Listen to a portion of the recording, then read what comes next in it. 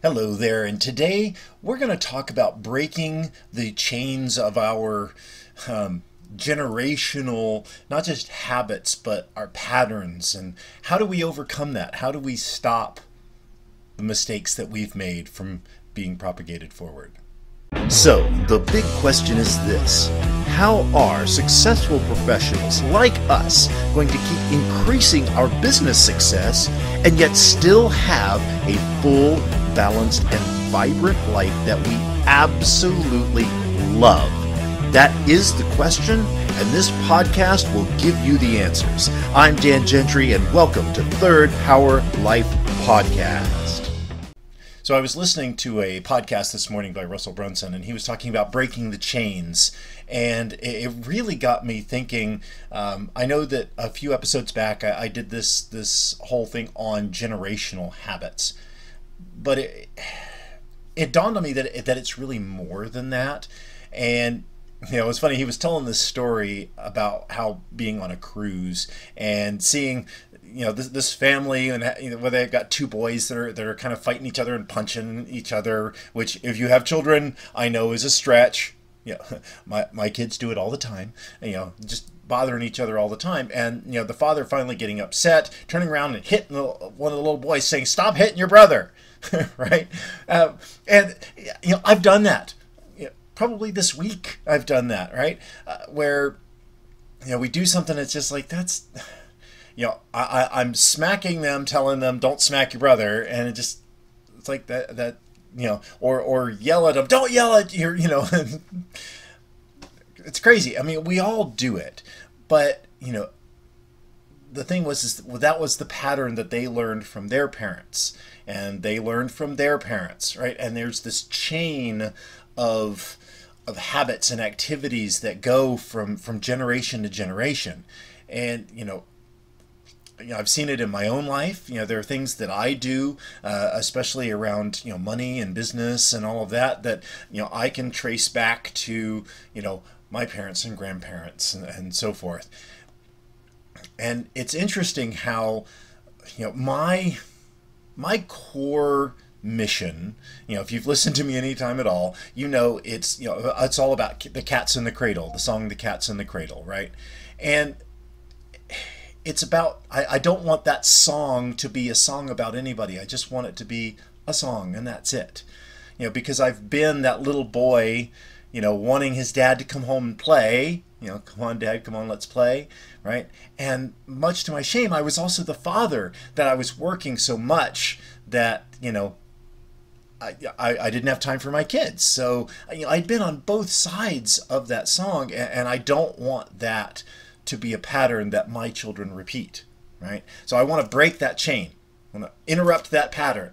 I don't want that to be there. And that's that's so key, is we have to look at our lives and find out where are the pain points, where are the things that we want to be better, right? And why are we like that? What's the pattern? What do we have to believe for that? What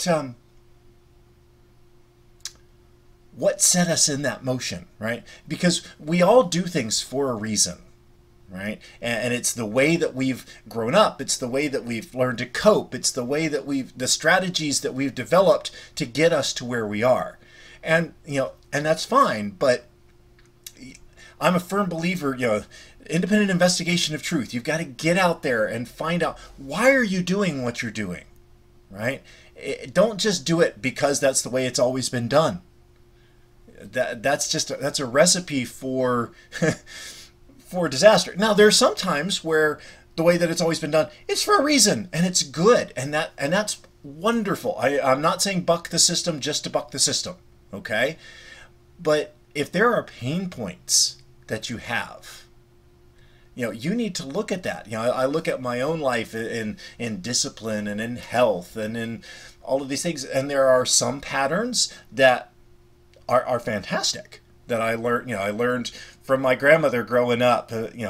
Organic gardening and the importance of fresh food and nutrition and all of that, and those are fantastic habits. Some that I didn't always follow the greatest, but now that I'm revitalizing my life. I mean, I've lost almost 50 pounds since Thanksgiving, and we're at mid-April, right?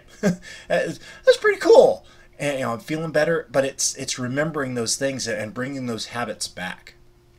But what are the habits that you have that aren't serving you, right? What are, why do you work hard? Do you not? Do you feel like, I'll never have a lot of money, right? Because I never had money growing up.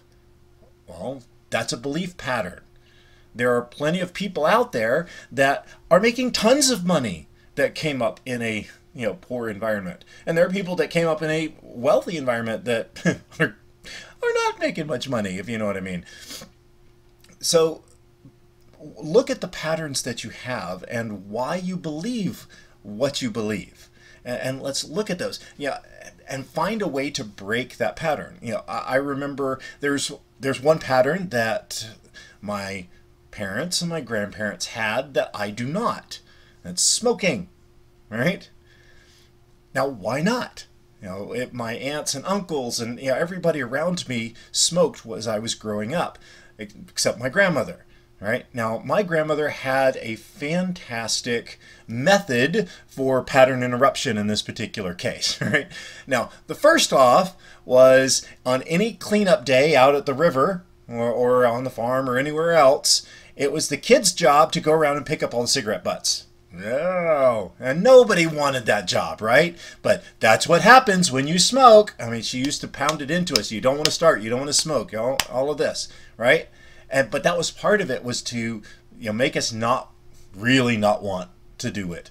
The other thing I still remember, so much fun. I look back on it now. When I was 5 and 6, my grandmother would talk to us about, we had a lot on the Rainbow River in Dunellen, Florida. Absolutely gorgeous. If you ever get over here, you got to check it out. But we had a lot that my grandparents bought in the 50s. And there was this big tree that went over the walkway down to the river. And it was kind of a fun game that grandmother would play to us. If we got upset, we were going to go and we were going to build a tree house in that tree over the path to the river, and anytime a smoker came, we were going to dump cold ice water on their head. Right? You have to know my grandmother. She was an absolute character. Miss her so much. But it's super fun. But it helped break that pattern that I never wanted to smoke. And believe me, there were times, especially in the military and when I was out partying and in college, that there were times aplenty when it would have been really cool, to have picked up a cigarette. But I always had my grandmother's voice in the back of my head saying, don't want to do that. And she broke that chain. Now nobody in my family, my immediate family, my children, my boy, will smoke. And we've helped break that chain. But what other chains are there that you have?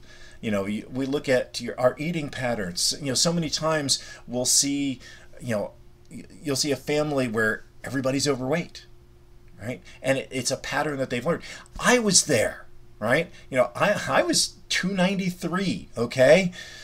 I'm tall, I'm 6'2", but I'm not that tall, right? So I was, you look at some of my earlier videos and, you got the big neck and the whole bit, and I was seeing that pattern showing up with in our family, the unhealthy eating, the snacks, the soda, all of that. And I don't want my children, my boys, to have that same issue.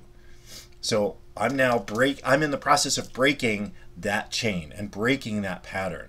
Just like, my mission with my business, with my message, is to break the chain of basically having children that have a family and yet are still abandoned for all intents and purposes.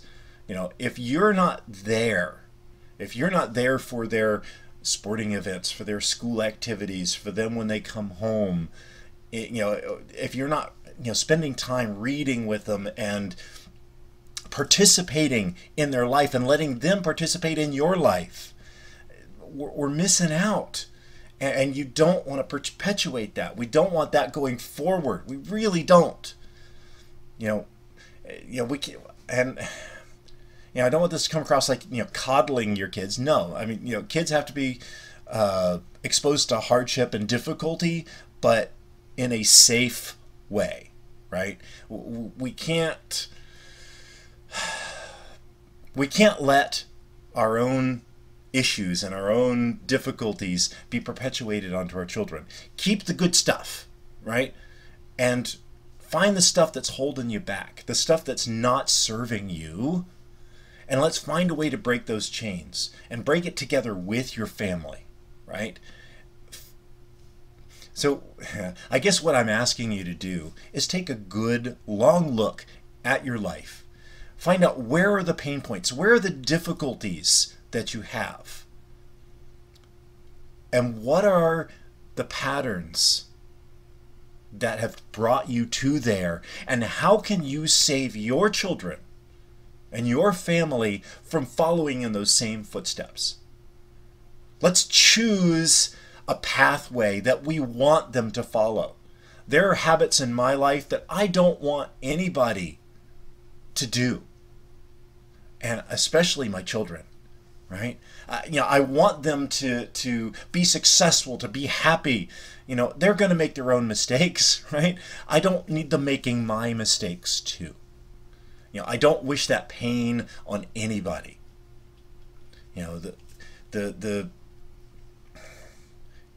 There's so many things that I've gone through in my life that either a lack of discipline or a not being able to communicate well, or constantly trying to please others was always a big thing for me, that it led me down such painful paths, and I don't want that for my children. And I know there are things for you that you don't want your children to have to deal with. So please take some time. Reflect on your life. Reflect on what are the good habits and what are the bad habits. What are the positive chains and the negative chains? And let's strengthen the positive chains and let's break the negative chains. And that is how you live your life to the third power. But even more importantly, you empower the future generations, your children and their children and their children. It's beyond just you. It's beyond just them. It's leaving. You want to talk about a legacy? You want to talk about a legacy? How about creating a legacy of positive chains that are going forward for generations? Now that is cool. And that is called living life to the third power. If you would like to find out more about Dan Gentry and Third Power Performance, then go to www.thirdpowerperformance.com.